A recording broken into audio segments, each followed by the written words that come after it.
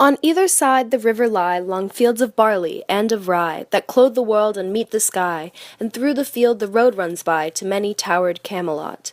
The yellow-leaved water-lily, the green-sheathed daffodilly, tremble in the water chilly round about Shalott.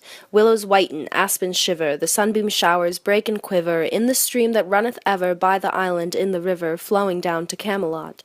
4 grey walls and 4 grey towers overlook a space of flowers, and the silent isle embowers the Lady of Shalott. Underneath the bearded barley, the reaper reaping late and early, hears her ever chanting clearly, like an angel singing clearly o'er the streams of Camelot. Piling the sheaves and furrows airy, beneath the moon, the reaper wary, listening whispers, "'Tis the fairy Lady of Shalott." The little isle is all enrailed with a rose fence, and overtrailed with roses by the margin hailed. The shallop flitteth, silken sailed, skimming down to Camelot. A pearl garland weaves her head. She leaneth on a velvet bed, fully royally apparelled, the Lady of Shalott. No time hath she to sport and play, a charmed web she weaves away. A curse is on her if she stay her weaving either night or day to look down to Camelot. She knows not what the curse may be, therefore she weaveth steadily, therefore no other care hath she, the Lady of Shalott. She lives with little joy or fear, over the water, running near, the sheep-bell tinkles in her ear. Before her hangs a mirror clear, reflecting towered Camelot. And as the mazy web she whirls, and sees the surly village churls, and the red cloaks of market girls pass onward from Shalott. Sometimes a troop of damsels glad, an abbot on an ambling pad, sometimes a churly shepherd lad, or long-haired page in crimson clad, goes by to towered Camelot. And sometimes through the mirror blue the knights come riding, 2 on 2. She hath no loyal knight and true, the Lady of Shalott. But in her web she still delights to weave the mirror's magic sights, for often through the silent nights a funeral with plumes and lights and music come from Camelot. Or when the moon was overhead came 2 young lovers lately wed. "I am half sick of shadows," said the Lady of Shalott.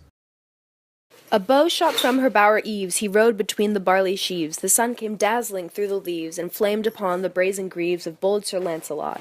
A red-crossed knight for ever kneeled to a lady in his shield that sparkled on the yellow field beside remote Shalott. The gemmy bridle glittered free, like to some branch of stars we see hung in the golden galaxy.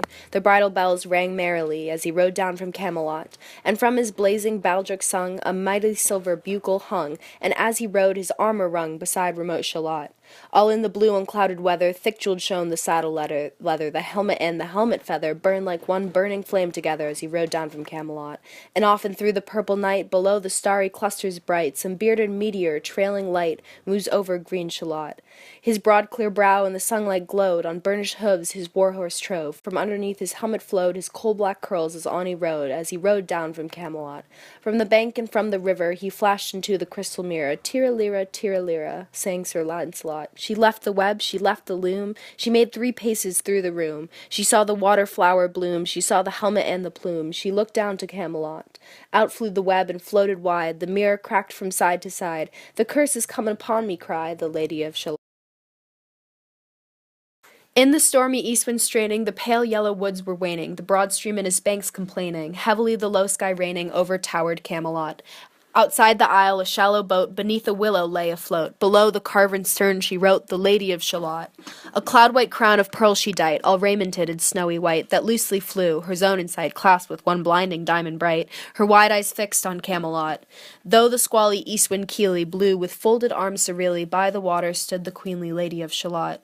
With a steady, stony glance, like some bold seer in a trance, beholding all his own mischance, mute with a glassy countenance, she looked down to Camelot. It was the closing of the day. She loosed the chain, and down she lay. The broad stream bore her far away, the Lady of Shalott. As when to sailors while they roam by creeks and outfalls far from home, rising and dropping with the foam, from dying swans wild warblings come, blown shoreward so to Camelot. Still, as the boat had wound along the willowy hills and fields among, they heard her chanting her death song, the Lady of Shalott. A long-drawn carol, mournful, holy, she chanted loudly, she chanted lowly, till her eyes were darkened wholly, and her smooth face sharpened slowly, turned to towered Camelot. For ere she reached upon the tide the first house by the waterside, singing in her song she died, the Lady of Shalott. Under tower and balcony, by garden wall and gallery, a pale, pale corpse she floated by, dead cold between the houses high, dead into towered Camelot. Knight and burgher, lord and dame, to the planked wharfage came. Below the stern they read her name, the Lady of Shalott. They crossed themselves, their stars they blessed, knight, minstrel, abbot, squire, and guest. There lay a parchment on her breast that puzzled more than all the rest, the well-fed wits at Camelot. The web was woven curiously, the charm is broken utterly. Draw near and fear not, this is I, the Lady of Shalott.